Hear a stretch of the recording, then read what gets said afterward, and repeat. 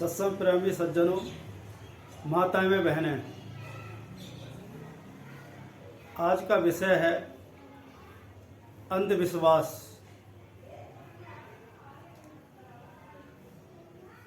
हमारे समाज के अंदर अंधविश्वास बहुत लंबे समय से चला आ रहा है। इसमें सामान्य आदमी तो उलझे ही हैं और जो पढ़े लिखे कहलाने वाले भी वो भी उलझे पड़े हैं। जरा सा भी विवेक इस पर लगा करके देखते नहीं हैं तो वास्तव में ऐसी कोई घटना घटती है क्या।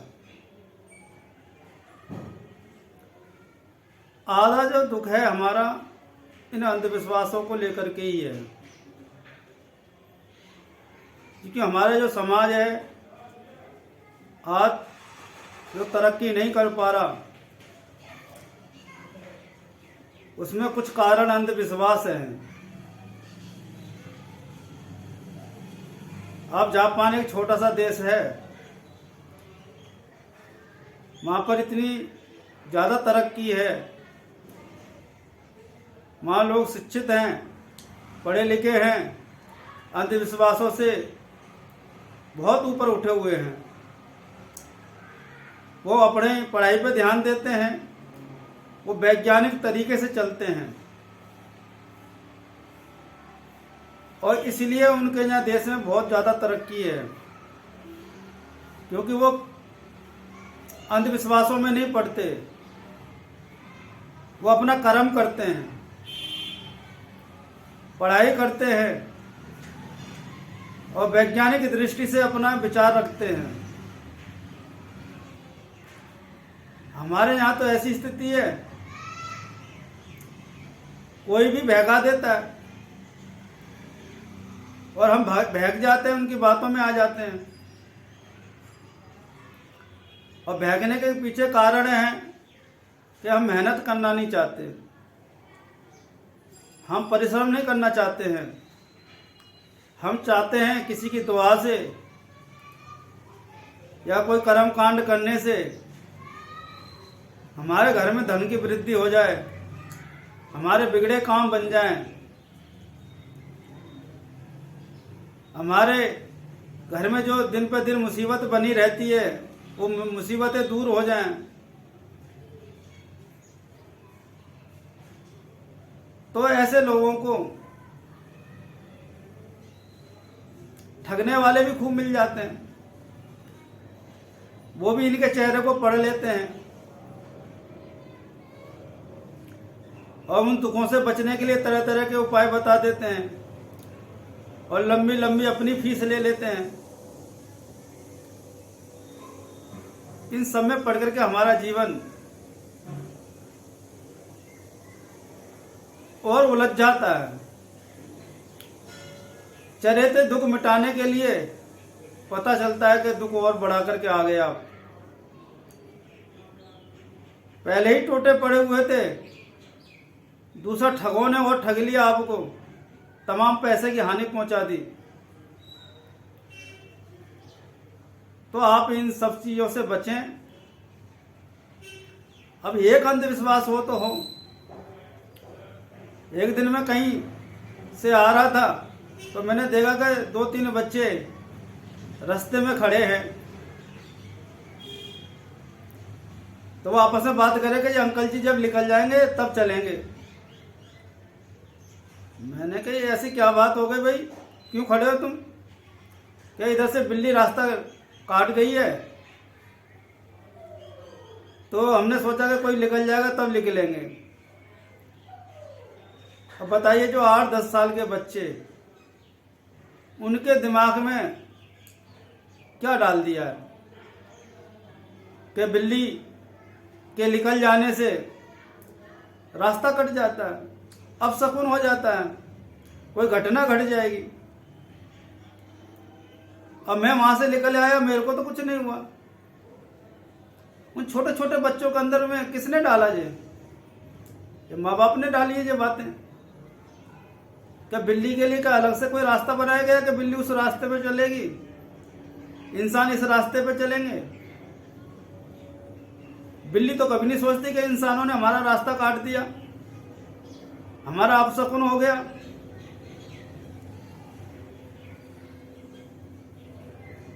मगर ये इंसान है, पढ़ा लिखा होकर करके ऐसी ऐसी बातें सोचता है।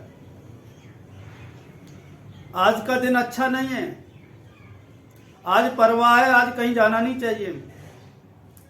कोई रिश्तेदारी में चला जाए, अरे परवाह के दिन नहीं जाते हैं, चौथ को नहीं जाते हैं।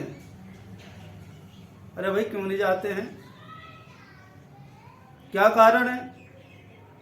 तूने कभी इसके ऊपर प्रैक्टिकल किया है? क्या ये ऐसी वास्तव में ये चौथ को जो भी व्यक्ति जाते हैं क्या सबके साथ घटना घट जाती है? फिर तो चौथ वाले दिन ये ट्रेनें नहीं चलनी चाहिए, गाड़ियां सारी बंद हो जानी चाहिए, और तुमको कमाने के लिए भी नहीं जाना चाहिए। कैसे कैसे अंधविश्वास है दिमाग में। तो आप इन्हीं अंधविश्वासों से निकले कि मंगलवार को बाल नहीं कटवाना चाहिए, बृहस्पतिवार को सर नहीं धोना चाहिए, आज कपड़े नहीं धोने चाहिए। तुम कितने भ्रम पाले बैठे हो। कपड़ा धोने से क्या हो जाएगा, बाल कटवाने से क्या हो जाएगा? अरे सब दिन तो एक जैसे ही है। और जिन अपशकुन से आप बचने के तरह तरह के उपाय करते हो, आप ध्यान रखिए, क्योंकि यह संसार के अंदर कोई भी चीज स्थिर नहीं है। आप देखिए सुबह से सूरज निकलता है, कितने रंग बदलता है सुबह से शाम तक, क्योंकि एक दिन एक जैसा नहीं होता है। ऐसे हमारा जो जीवन है एक जैसा नहीं है। जैसे माताएं जब रोटी बनाती हैं तो रोटी एक के ऊपर एक के ऊपर एक के ऊपर रख के चली जाती हैं, कि जितनी रोटियां बनाती हैं वो सारी एक जैसी सिकती हैं। कोई खरी हो जाती है, कोई जल जाती है, कोई मुलायम रह जाती है। अब उन रोटियों का चट्टा लगा करके हमने रख दिया, और जैसी रोटी आपने सेकी है वैसे ही जब उसका समय आएगा वैसी तो निकलेगी वो। ऐसे ही आपने तमाम कर्म किए हैं, तमाम तरह के कर्म किए हैं, उनका चट्टा लगा पड़ा है। जब समय होगा, जब वो जगह आएगी, तो इसी तरीके से आपको जैसा कर्म किया उसका वैसा रिजल्ट आपके सामने आएगा। इन अंधविश्वासों में ना पड़े, क्योंकि ये सब हमारे मन का भ्रम है। इनसे बाहर निकलें। आपको जो कार्य करना है करिए, रोज करिए, कोई दिन बुरा नहीं होता है, सारे दिन ठीक हैं। सिर्फ आपने अपने उलझने के लिए ये सारे जाल बना रखे हैं आपने। धोबी को देख लो तो शकुन मानते हैं, तेली को देख लिया अब शकुन मान लिया। ये क्या है कि तेली का निकलाया तेल तो रोज खाते हो आप, चेहरे पे लगाते हो, बदन में मालिश करवाते हो, तब आपको तकलीफ नहीं होती है। तेली को देखने से आपको तकलीफ हो जाती है, आपको अपशकुन हो जाता है। क्या तेली इतना बुरा है? तुमने इंसान के बीच में इतने भेदभाव पैदा कर दिए हैं। कितने इंसान तो अपने को इंसान ही नहीं समझ पाते, वो तो हम इंसान हैं, उनका इतना तिरस्कार कर देते हैं। आदमी को जात पात से बांध रखा है। छोटी जात को हीन दृष्टि से देखना, बड़ी जातों को बहुत अच्छा समझना। अरे अच्छे बुरे तो आदमी कर्मों से होते हैं।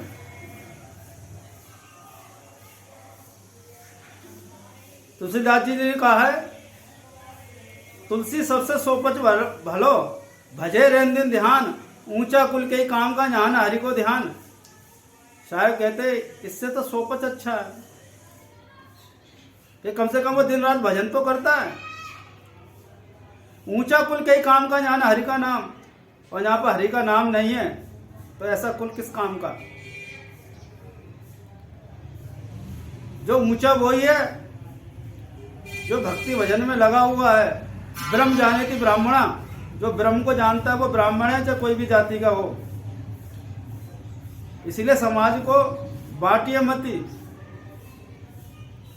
सब इंसान हैं, इंसानों की दृष्टि से देखिए। आपके अंदर जो आत्मा है वही उसी के अंदर है। आपके शरीर में 5 तत्वों से जो बना पुतला है वैसे उनका भी उसी से बना है। आपका और उसके खून में कोई फर्क नहीं है। जिस तरीके से आपके शरीर का पूरा निर्माण हुआ है वैसे ही उसके शरीर का निर्माण हुआ है। इसीलिए ऊंच नीच की भावना लेकर के इस समाज को बांटे ना।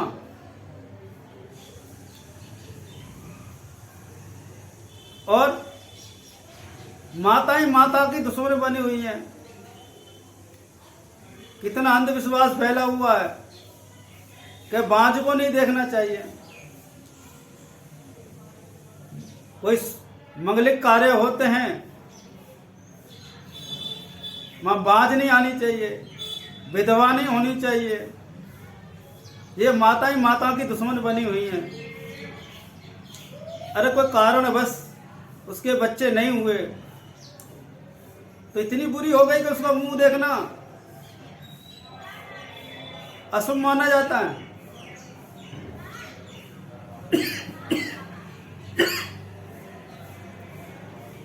अरे भाई वो अशुभ नहीं है, ठीक है, उसके शरीर में कोई खराबी है, किसी कारण बस बच्चे नहीं हुए तो आपको तो वो और दया करना चाहिए, उसके साथ और हमदर्दी रखना चाहिए।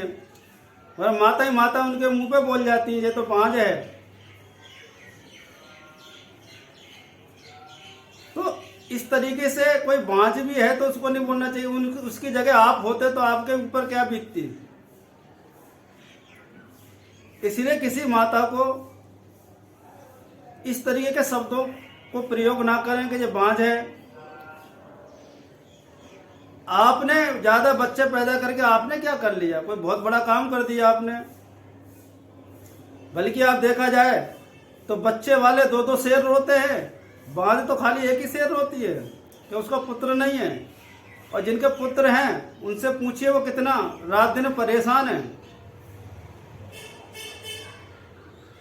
कितनी पीड़ा से ग्रसित है। उनके ऊपर तमाम चिंता फिक्र रात दिन लगी रहती है।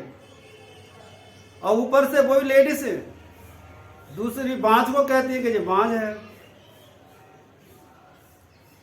अरे तुम्हारे दुखी तो था नहीं है, रात दिन बिलक रही है और दूसरे को दुखाने में कोई कमी नहीं छोड़ती हैं। इसीलिए विधवा है ये शुभ कार्य में नहीं सामने आनी नहीं चाहिए, सामने नहीं पड़नी चाहिए। अरे वो विधवा हो गई कोई कारण बस, क्योंकि विधवा तो सभी को होना है एक दिन ना एक दिन। यदि तो सुहागन भी मर गए तो कौन सा बड़ा काम कर गए तुम।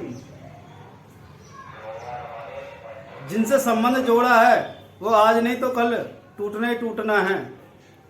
हमेशा जो अजर अमर संबंध नहीं बने रहेंगे। कोई आगे कोई पीछे, या पति आगे चला जाएगा या लेडीज पहले चली जाएगी, मगर जाना सभी को है ना। ये कोई बहुत बड़ा काम नहीं कर लिया।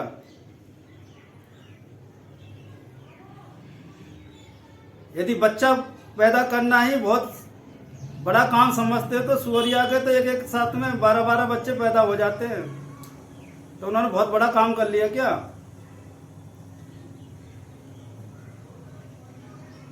इससे अपने को श्रेष्ठ ना माने। श्रेष्ठ वो है जो भक्ति भजन से अपने को प्रभावित करके रखता है और दूसरों को भी भक्ति भजन में लगाता है। और असली बात बताऊं तो बांझ होना कोई ज्यादा उसको दुख नहीं मानना चाहिए। बल्कि मेरे को तो ऐसा लगता है कि ये आपको एक अवसर मिल गया है। यदि बच्चे नहीं है कम से कम तुम आधे झंझट से बचे हुए हो। जिनके बच्चे हैं उनसे पूछ लो कितना दुख है उनके पास में। बल्कि जो बांझ हैं, विधवा हैं, किसी कारणवश हो गई हैं, तो उनको समझना चाहिए कि वो आधा मुक्त हो चुकी है और बाकी शेष जीवन जो बचा है उनको कहीं भक्ति भजन में लगा देना चाहिए। ये तो उनको कल्याण करने का एक अवसर मिल गया है। मगर क्या करें, ये अज्ञान बस अपने को जीवन भर कोसने में लगी रहती हैं। हमारी कोई संतान नहीं है, हमारी कोई औलाद नहीं, हमारी कोई समाज में इज्जत नहीं है। अरे आप कोसिए मती, इस शरीर को आप भक्ति भजन में लगा दीजिए,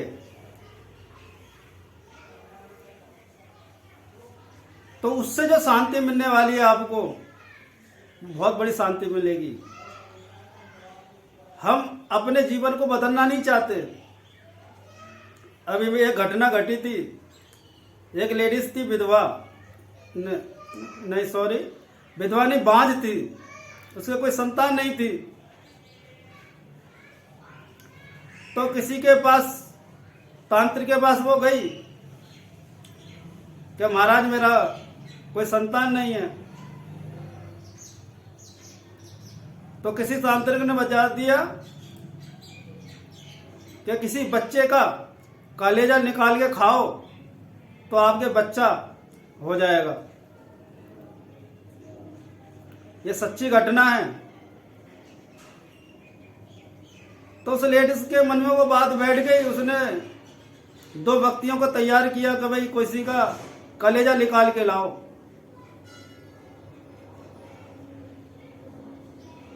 कुछ पैसे उसको दे दिए, सौदा तय हो गया कुछ पैसों में।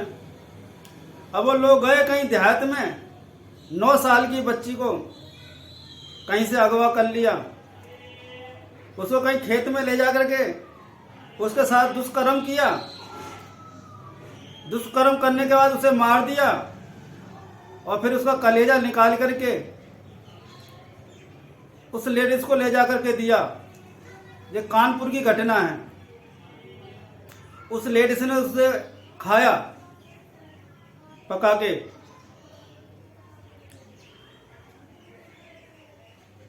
तो गांव वालों को वो उस बच्चे की खोज की गई तो एक खेत के अंदर पाया गया मरा हुआ, उसका कलेजा निकला हुआ। तो थाने में रिपोर्ट हुई, बहुत हल्ला मचा उसको लेकर के। फिर पुलिस ने पकड़ते पकड़ते जिन्होंने ऐसा काम किया तो उनको पकड़ लिया, और उस लेडीज को भी पकड़ लिया जिसने कलेजा पका के खाया था।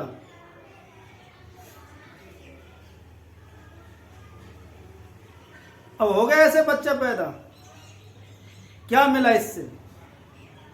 बल्कि तुमने एक बच्चे की जान ले ली, बच्चा तो मिला नहीं बल्कि एक पाप कर डाला तुमने, और वो भी इतना घृणित कर्म। बता, कलेजा बच्चे का खाना, ये कौन सी समझदारी है? बिना विवेक के तुम इसी तरीके से अंधविश्वासों में पड़ जाते हो, और जो जैसा बता देता वैसा कर बैठते हो। कितने लोग तो इतने पाप कर बैठते हैं अपने जीवन में कि जिनकी कोई गिनती नहीं है। तो आप ऐसा ना करें, और बल्कि जो विधवा है, बांझ है, बाई चांस बच्चे नहीं हुए, उनको तो एक अवसर मिला है, कल्याण करने का अवसर मिला है। भक्ति भजन में लग जाना चाहिए उनको तो, क्योंकि ऐसा मौका हर किसी को नहीं मिलता है। तुम्हारे अनंत जन्मों में अनंत बच्चे हो चुके हैं, पहले वाले आज एक भी नजर नहीं आते, और अब वाले भी आंख बंद होने पे एक भी नजर नहीं आएगा। इसलिए ये बहुत बड़ा काम ना समझो, असली काम तो ये है अपना इस संसार से उद्धार करना और इन अंधविश्वासों से निकलो।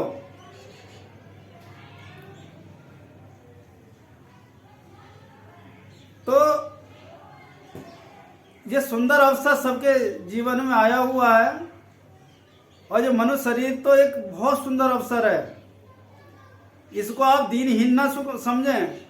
बच्चे नहीं है तो कोई बात नहीं, और इन सारे भ्रम जालों से अपने को निकालें। कोई भी दिन बुरा नहीं होता है, सारे दिन ठीक ठाक है। और और अंधविश्वास में पड़ करके अपने जीवन को बर्बाद ना करें। साधु गुरु की शरण पकड़ें। साधु कबीर साहब जी ने कहा है, संगत कीजिए साधु की, हरे और की व्याध, ओछी संगत कुकुर की आठों पैर उपाद। साहब ने कहा, संगत से सुख उपजे, कुसंगत से दुख होए, कहें कबीर ता जाइए ना अपनी संगत होए। साहब ने कहा, संगत कीजिए साधु की।